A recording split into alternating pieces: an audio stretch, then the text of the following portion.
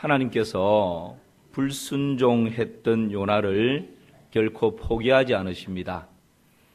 하나님의 손이 폭풍이 되어서 죄에 잠들어 있던 요나를 흔들어 깨웁니다. 하나님의 품이 큰 물고기 배속이 되어서 요나로 하여금 은혜의 도가니를 경험하도록 하나님께서 친히 역사하십니다. 여러분, 요나가 물고기 배속에 들어가서 3일 동안 새 학교를 속성으로 졸업을 했습니다. 우수한 성적으로 졸업장을 받았습니다. 할렐루야 찬양대. 자, 그 새 학교, 요나가 우수한 성적으로 졸업장 받은 새 학교 이름을 대보시기를 바랍니다. 첫 번째, 답이 나와 있는 거 아니죠? 예, 맞습니다. 기도학교. 두 번째는요? 어떻게 하셨죠? 건망증 치료학교.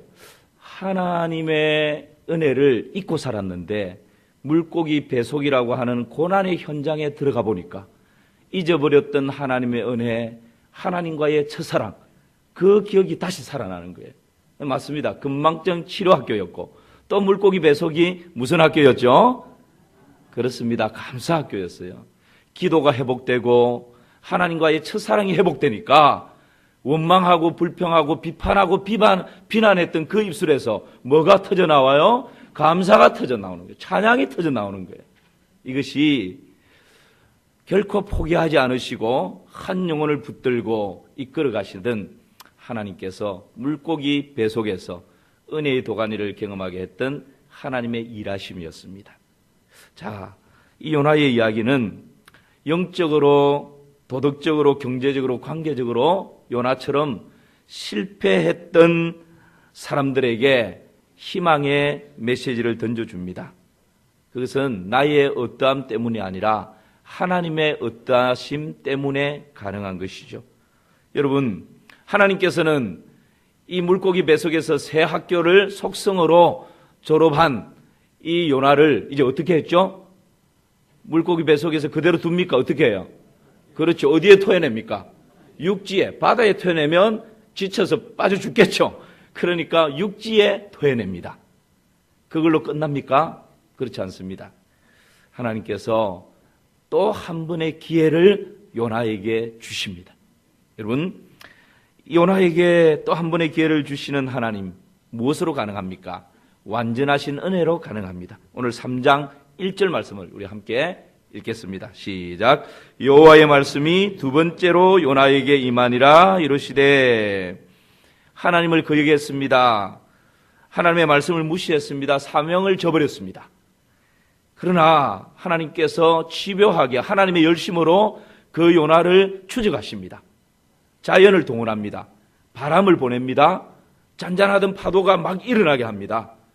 그 잔잔한 파도 위를 항해하던 요나가 타고 있던 배를 흔들어 놓습니다.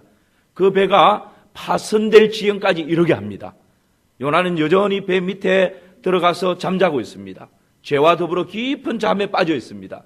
그러할 때에 요나 주위에 있던 사람들을 통해서, 선장을 통해서 그 요나를 흔들어 깨우고, 잠자는 자여 어찌함이냐, 내 하나님께 구하라고, 내 하나님께 살려달라고 기도하라고 하나님께서는 주위 사람들의 입술을 통해서 잠들어 있는 요나를 호통치십니다.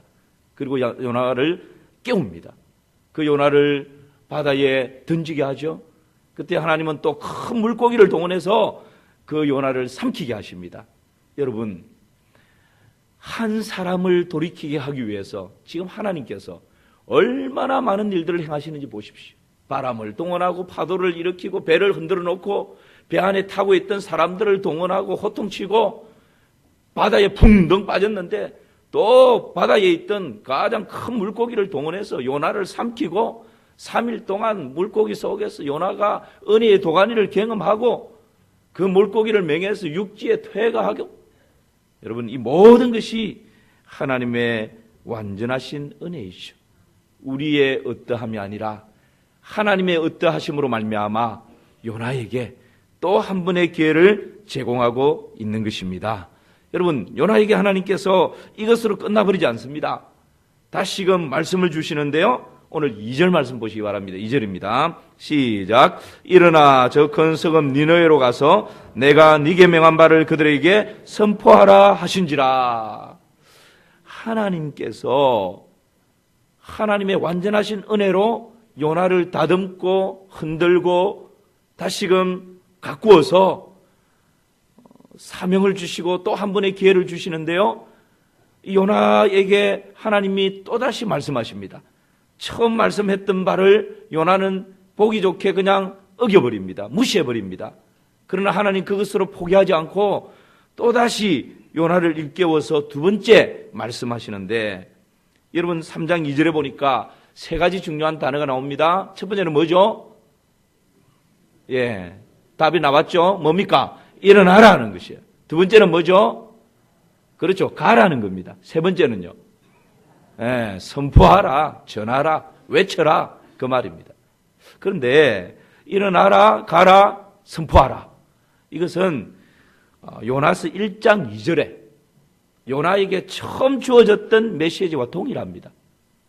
하나님께서 그 요나를 자연을 동원하고 배를 동원하고 고기를 동원하고 주위 사람들을 동원해서 반대 방향으로 가고 있던 죄에 잠들어 있던 요나를 흔들어 깨워서 다시금 다듬어서 그렇게 육지에 토해내게 할 뿐만 아니라 다시금 요나에게 하나님이 말씀을 주시는데 또 한 번의 기회를 주시는데 처음 말씀과 처음 명령과 동일하다는 거예요. 여러분 이것이 하나님과 우리 사람의 다른 점입니다. 우리 사람은 한번 속고 나면 그 사람이 나를 배신하고 나면 100% 신뢰하지 않습니다. 이 사람하고는 같이 일을 할 수 없는 사람, 그냥 선을 그어버립니다. 그리고 그 사람 그냥 딱 마음에서 닫아버립니다. 그 사람을 조금 신뢰한다 할지라도 처음에 신뢰했던 것처럼 100% 신뢰하지 않습니다. 한번 한 50% 정도 신뢰하고 이거 하는 거 봐서 그 다음에 믿을만 하면 내가 다른 것도 같이, 이게 이제 사람의 마음이죠. 그런데 여러분 보십시오. 우리 하나님은 100% 요나가 하나님을 등지고 떠나버렸어요. 100% 배신해버렸습니다. 그런데 하나님께서 요나를 돌이키게 해서 다시금 사명을 주시는데 또 한 번의 기회를 주시는데 또 한 번의 말씀을 주시는데 처음 말씀과 동일하다는 거예요. 너 일어나라. 니느웨로 가라. 그곳에 가서 외치고 선포하라. 여러분 이것이 완전하신 하나님의 은혜인 줄 믿습니다. 우리는 연약한데, 우리는 헐넘어지고 쓰러지고 부족함 투성인데, 그럼에도 불구하고 완전하신 하나님의 은혜가 우리를 붙들고 한 걸음 한 걸음 우리 인생길을 인도하고 가시는 것이죠. 성경에는 이처럼 또 한 번의 기회를 통해서 인생을 새롭게 시작했던 사람들의 이야기로 수두룩합니다. 대표적인 두 사람을 생각하면 한 사람은 다윗입니다. 여러분 우리가 다윗을 존경하지만 다윗의 인생을 이렇게 들춰보면요, 간음이라고 하는 7계명을 어겼던 그런 죄인이었습니다. 그리고 그 자신의 죄를 덮어버리기 위해서 왕이라고 하는 이 권력을 이용해서 그 충성스러운 자신의 신하를 죽여버리는 이런 일까지 범하지 않습니까? 그랬던 다윗, 나단 선지자가 와서 죄에 대하여서 냉정하게 지적할 때에 다윗은 도망가지 않습니다. 피하지 않습니다. 정직하게 하나님 앞에서 자기 자신을 바라보면서 통에 자복하고 눈물 흘리면서 하나님, 제가 죄인이라고 저를 살려달라고, 하나님이여 내 속에 정한 마음을 창조하시고 내 안에 정직한 영을 새롭게 하여 주시옵소서. 나를 주 앞에서 쫓아내지 마시고 주의 성령을 내게서 거두지 말아달라고 하나님 앞에 침상이 떨 정도로 처절하게 눈물 흘리며 기도할 때에 다윗의 인생이 내 마음에 합한 자라고 하는 그런 평가를 받는 인생으로 마무리되어지는 것을 보게 됩니다. 여러분, 완전하신 하나님의 은혜가 부족하지만 얼룩져 있지만 우리 인생을 새롭게 만들어가는 기회가 되는 줄 믿습니다. 하나님의 은혜죠. 베드로도 마찬가지입니다. 베드로도 예수님을 3번씩이나 부인해버립니다. 저주까지 합니다. 그랬던 베드로, 사랑하는 주님께서 찾아오십니다. 그 베드로를 만나주십니다. 요한의 아들 시몬아, 네가 이 사람들보다 나를 더 사랑하느냐? 다른 거 묻지 않으시고 사랑을 물으십니다. 이전 같았으면 주님, 죽기까지 주님 사랑합니다. 이 사람들의 사랑과는 비교할 수 없이 제가 주님을 1등으로 사랑합니다. 나중에 또 넘어질지언정 그렇게 장담할 수 있는 기질의 사람이었습니다. 그러나 그 현장에서 베드로는 예수님께 그렇게 말하지 않습니다. 내가 주님을 사랑하는 줄 주님 아시잖아요. 무슨 고백입니까? 저의 이 연약함을 주님 아시잖아요. 제가 배신자로, 반역자로 낙인 찍힌 인생이라는 거 주님 다 아시잖아요.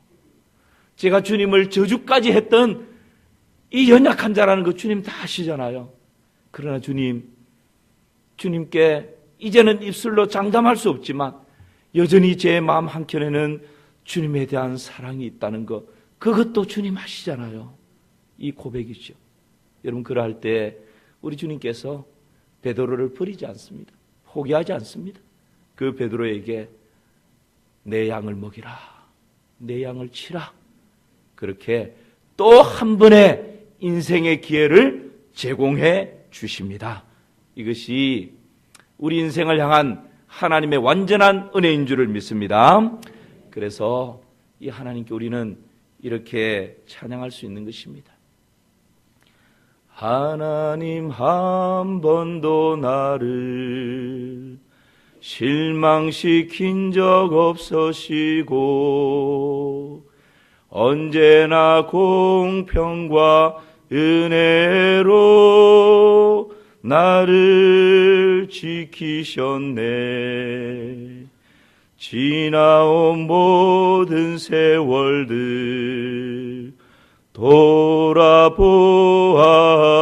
돌아보아도 그너 것 하나 주의 손길 안 미친 것 전혀 없네. 다 같이요. 오 신실하신 주, 오 신실하신 주, 내 너를 떠나지도 않으리라, 내 너를 버리지도 않으리라. 약속하셨던 주님, 그 약속을 지키사 이후로도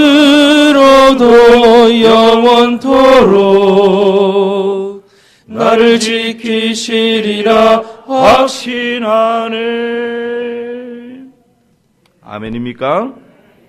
2019년을 살아가고 있는 사랑하는 성도 여러분, 우리의 삶의 현장에서 무너진 영역들이 있습니까?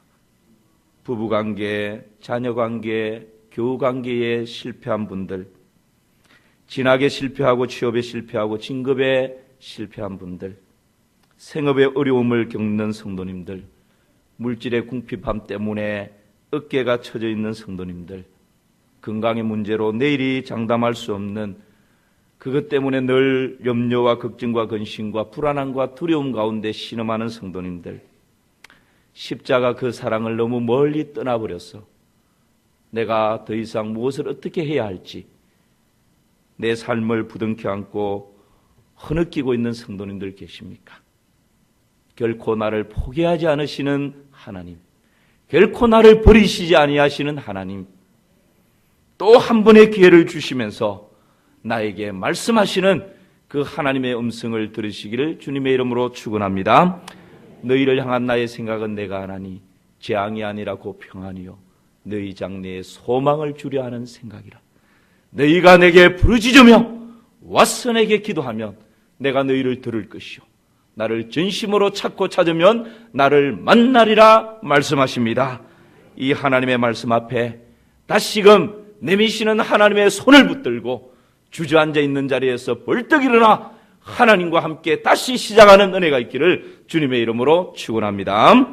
여러분, 오늘 이 말씀을 보면 하나님께서는 하나님의 완전하심으로 한 인생 가운데 또 한 번의 기회를 제공해 주시는데, 요나는 하나님 제공해 주시는 이 한 번의 또 한 번의 기회를 절반의 순종으로 얼룩지게 하는 것을 보게 됩니다.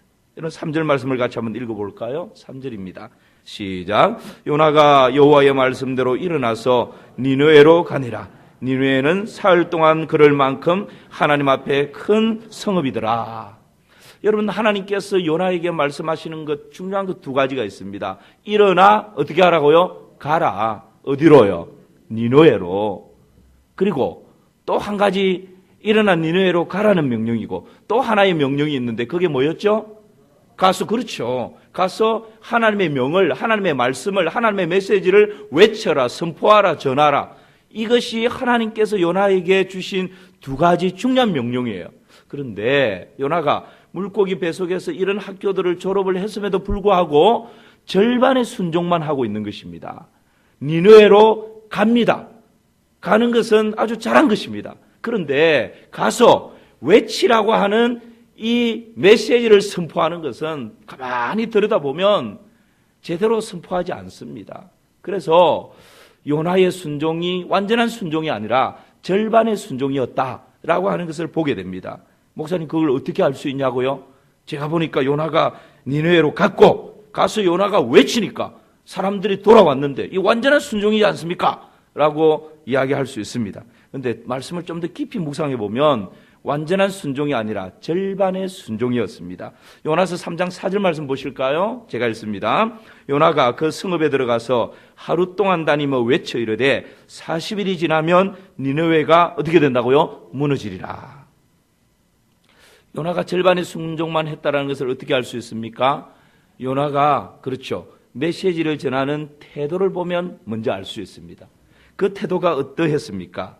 4절에 보니까 그 성읍에 들어가서 며칠 동안 외쳤다고요? 하루 동안. 그런데 우리가 3절을 봤죠. 3절에 보니까 이 성읍은 며칠 동안, 그렇죠, 사흘 동안 이렇게 지나갈 수 있을 만큼 아주 큰 성읍이었습니다. 여러 가지 해석이 있을 수 있습니다. 직경으로 3일이다, 삥 한 바퀴 도는데 3일이다, 뭐 여러 가지가 있을 수 있지만 그냥 중요한 것은 그 정도로 큰 성읍이었다라는 것에는 다른 의견이 없습니다. 다른 의견이 없습니다. 그런 정도로 큰 성읍인데 요나가 지금 며칠 전하고 끝내버렸어요. 하루 전하고 끝내버렸어요. 이것을 또 이렇게 해석하는 사람이 있습니다. 목사님, 그것은 요나가 불성실하게 전한 게 아니고 이제 요나가 물고기 뱃속에서 3가지 학교를 졸업하고 나니까 사명이 살아나고 불타오르고 열정이 회복되어서 3일 동안 전해야 될 메시지를 막 뛰어다니면서 하루 동안 전했기 때문에 열정 때문에 그랬다라고 말하는 사람도 있어요. 여러분, 그럴듯하죠? 그런데 여러분, 진짜 요나가 사명이 불타오르고 하나님 아버지의 안타까운 마음이 들어서 걸어 다닐 수 없어서 쉬지도 않고 막 뛰어다니면서 하루 만에 전했다면 하루 전하고 끝나면 안 돼요. 40일 후에 이 성이 무너지려 했으니까 무너지기 직전까지 매일매일 전해야 되지 않겠습니까? 그래야 진짜 열정이 있는 거죠. 하나님 마음을 가진 거죠. 그런데 4장도 넘어가서 보면요, 요나가 하루 딱 전하고 저 박넝쿨 있는데 올라가가지고 그늘 밑에서 이 니느웨 성이 어찌 되는지 딱 구경하고 있습니다. 이것은 니느웨까지 오기는 왔는데 절반의 순종은 했는데 이 성을 향해서 외치는 요나의 마음이 아주 불편한 거예요. 나의 이 감정 때문에, 나의 이 주관 때문에 이 성을 바라보시는 하나님의 마음은 전혀 느껴지지가 않는 거예요. 그래서 지금 이 요나에 또 한 번의 기회가 주어졌지만 요나는 여전히 절반의 순종에 머물고 있다라고 하는 것을 보게 됩니다. 여러분, 3일 전해야 될 것을 하루 만에 전하는 이 불성실한 태도뿐만 아니라 메시지의 내용을 봐도 그럽니다. 메시지 내용이 어떻습니까? 하나님께서는 이렇게 말씀하죠. 요나서 1장 2절 보세요.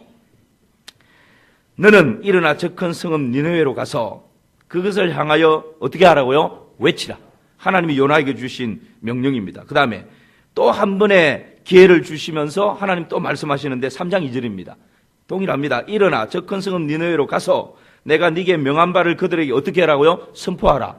자, 그런데 여러분, 하나님이 요나에게 외쳐라, 선포하라 그랬는데 무엇을 어떻게 외치라고요? 무엇을 선포하라고? 내용이 있어요, 없어요? 없어요. 하나님이 요나에게 내용은 무엇을 외쳐야 될지, 무엇을 선포해야 될지, 무엇을 전해야 될지 내용을 주시지 않습니다.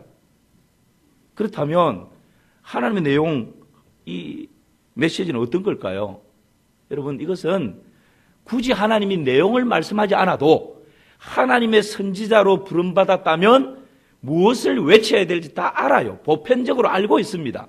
그게 뭡니까? 두 가지입니다. 하나는 너희들 회개하고 하나님께로 돌아와라. 그리하면 긍휼에 풍성하신 하나님께서 널리 용서해 주신다. 요 메시지예요. 거기에다가 또 하나는 뭘까요? 만약 돌아오지 않으면 심판이 임하고 멸망받는다. 죽는다. 그런데 이 두 가지 메시지 중에 진짜 하나님의 본심은 첫 번째일까요? 두 번째일까요? 첫 번째예요. 하나님께서 회개하고 돌이키면 내가 용서해 줄 것이다. 또 한 번의 기회를 줄 것이다. 이게 하나님의 본심이에요. 두 번째는 돌이키지 않으면 멸망받는다, 심판받는다. 이것은 이 첫 번째 돌이키게 하기 위해서 하나님께서 주시는 첨부되는 메시지예요. 마치 이런 거죠. 어머니가 아이에게 엄마 외출하고 돌아올 때 TV 보지 말고 핸드폰 한다고 정신 팔리지 말고 내일 모레 시험이니까 공부하고 있어야 돼. 약속을 철떡같이 했습니다. 그러면서 엄마가 한마디 믿었지 못해서 한마디 더 하잖아요. 만약에 엄마가 왔는데 핸드폰 검사해서 핸드폰 한 거, TV 본 거 그냥 공부 안 하고 놀고 있었던 거 보이면 발각되면 너 혼날 줄 알아. 여러분, 이 두 가지 자녀를 향한 마음 중에서 진짜 엄마의 마음은 어떤 거예요? 혼내는 거고 핸드폰 빼앗는 거고 이겁니까? 아니잖아요. 벌 주는 게 아니에요. TV 보지 말고 놀지 말고 핸드폰 하지 말고 내일 모레 시험이니까 공부하고 있어라. 이게 진짜 엄마의 마음이죠. 뒤에는 혹 이거 안 지킬까 봐서 그렇지 않으면 혼나 이거예요. 여러분, 하나님께서 지금 선지자들에게 이 메시지를 주는 것입니다. 그래서 요엘서에 보면 하나님의 마음이 정확하게 드러나 있습니다. 요엘서 2장 12절 13절 말씀 보십시오. 여호와의 말씀에 너희는 이제라도 금식하고 울며 애통하고 마음을 다하여 내게로 돌아오라 하셨나니 함께 읽습니다. 너희는 옷을 찢지 말고 마음을 찢고 너희 하나님 여호와께로 돌아올지어다. 그는 은혜로우시며 자비로우시며 노하기를 더디하시며 이내가 크시사 뜻을 돌이켜 재앙을 내리지 아니하시나니. 이것이 여러분 보편적인 이사야, 예레미야, 에스겔, 요나, 호세아 모든 선지자들의 입에 넣어주는 하늘 아버지의 마음이라는 거예요. 그런데 여러분, 요나가 니느웨에 가서 가는 것까지 절반의 순종은 했는데 가서 3일 길을 그냥 하루 만에 전해버리고 끝냈을 뿐만 아니라 요나가 전하는 메시지를 보십시오. 어떤 메시지인지. 요나서 3장 4절 말씀이에요. 함께 읽습니다. 요나가 그 성읍에 들어가서 하루 동안 다니며 외쳐 이르되 40일이 지나면 니느웨가 무너지리라 하였더니. 요나는요, 멸망의 메시지, 심판의 메시지, 저주의 메시지만 전하고 끝내버립니다. 당신들 회개해야 됩니다. 하나님께로 돌아와야 됩니다. 그러면 하나님 용서해 주십니다. 다시 살 수 있습니다. 소망의 메시지, 희망의 메시지 없습니다. 40일이 지나면 이 성이 어떻게 된다고요? 무너진다. 꼴 좋다. 우리나라를 괴롭히더니, 힘있다고 주위 나라들 괴롭히더니 이제 하나님의 심판이 40일 후면 임한다. 저주가 임한다. 멸망할 것이다. 그걸로 끝내버려요. 심판의 메시지, 저주의 메시지만 전하고 끝냅니다. 회개를 촉구하지 않습니다. 여러분, 이것이 절반의 순종에 머물고 있는 요나의 모습이에요. 그런데 이 니느웨 성을 향한 하나님의 마음이 어떻습니까? 하나님의 마음이. 이 요나는 지금요, 심판과 멸망과 저주의 메시지만 그냥 하루 동안 다니면서 쏟아버리고 끝내버려요. 그리고 어떻게 심판하는지 박넝쿨 아래에서, 그늘 아래에서 그냥 구경하고 있어요. 그런데 니느웨 성을 향한 하늘 아버지의 마음이 어떠냐고요. 요나하고 비슷합니까? 그렇지 않아요. 여러분 다시 3절 말씀 보시기 바랍니다. 3절 제가 읽습니다. 자세히 보십시오. 요나가 여호와의 말씀대로 일어나서 니느웨로 가니라. 니느웨로 갔습니다. 절반의 순종을 한 거죠. 니느웨는 사흘 동안 걸을 만큼 하나님 앞에서 어떤 성이라고요? 큰 성읍이더라. 여기서 사흘 동안 걸을 만큼 하나님 앞에 큰 성읍이다라고 하는 이 큰이라고 하는 이 말은 죄송합니다. 히브리어로 그돌라라고 하는 말인데요. 여기에는 두 가지 의미가 있습니다. 하나는 크기가, 사이즈가 크다라고 하는 의미가 있고, 어쩌면 더 중요한 의미, 더 원어에 가까운 의미는 중요한 성읍이다, 중요하다라고 하는 의미가 있습니다. 그래서 정통적인 NIV 성경이나 주로 이제 영어 성경에서는 사실 이것을 사이즈가 큰 성읍으로 번역하지 않습니다. NIV 성경에 보면 very important city, 그러니까 매우 중요한 성읍이다, 대단히 중요한 성읍이다, 굉장히 중요한 성읍이다. 하나님이 보실 때 이 니느웨 성은 너무너무 중요한 성읍이고 굉장히 중요한 성읍이고 매우 중요한 성읍이다, 이 중요한 성이다라고, 도시라고 그렇게 번역을 하고 있어요. 이게 어쩌면 그돌라라고 하는 이 히브리어에 더 가까운 번역입니다. 그러니까 여러분, 요나는 우리나라를 괴롭히는 이 니느웨, 그때 당시 아수르의 도시였죠. 아수르가 대국이지 않습니까? 그리고 다른 나라들을 괴롭히는 이 아수르의 수도였던 니느웨, 멸망받아 마땅하고 심판받아 마땅하고 없어지는 것이 마땅하고 저주받아 마땅한, 이게 요나의 마음이었어요. 그런데 그 성을 향한 하늘 아버지의 마음은 너무너무 소중한 도시라고, 너무너무 중요한 도시라고, 없어져서는 안 될 도시라고, 멸망과 심판으로 없어지면 안 되는, 다시 회복되어져야 될 도시라고, 이게 하나님의 마음이었다는 거예요. 여러분 4장에 넘어가 보면 그 하나님의 마음이 그대로 드러납니다. 4장 11절 보십시오. 4장 11절에 보니까 하물며 이 큰 성읍 니느웨에는 좌우를 분별하지 못하는 자가 12만 명이요 가축도 많이 있나니, 함께 읽어볼까요? 내가 어찌 아끼지 아니하겠느냐. 이 하나님 마음이에요. 내가 어찌 아끼지 아니하겠느냐고. 여러분 때로는 우리는 내 감정 때문에 사람을 단죄해버릴 때가 있습니다. 나의 경험 때문에, 나의 주관 때문에 어떤 공동체에 대해서, 어떤 나라에 대해서, 어떤 민족에 대해서 이 민족은 안 돼, 그렇게 그냥 단정해버리고 그렇게 정죄해버리고 그렇게 판단해버릴 때가 있습니다. 요나처럼 이 니느웨 성은 40일 후면 무너진다, 심판받는다, 멸망한다, 없어진다, 그렇게 그냥 심판의 메시지만 딱 전하고 끝내버리는 거예요. 하나님의 긍휼, 하나님의 자비, 하나님의 용서 전하지 않습니다. 그러나 우리 하나님은 아무리 십자가 사랑을 멀리 떠나버렸다 할지라도 그 한 사람을 포기하지 않으십니다. 버리지 않으십니다. 끝까지 하나님의 열심으로 추적해서 마침내는 또 한 번의 기회를 주시는 하나님이십니다. 또 한 번의 사명을 주시면서 주저앉아 있는 자리에서 일으켜 세우시는 하나님이십니다. 그런 또 한 번의 기회를 얻은 요나가 절반의 순종으로 그 기회를 얼룩지게 하지만, 우리 하나님은 어떤 분이십니까? 오늘 5절 말씀 보십시오.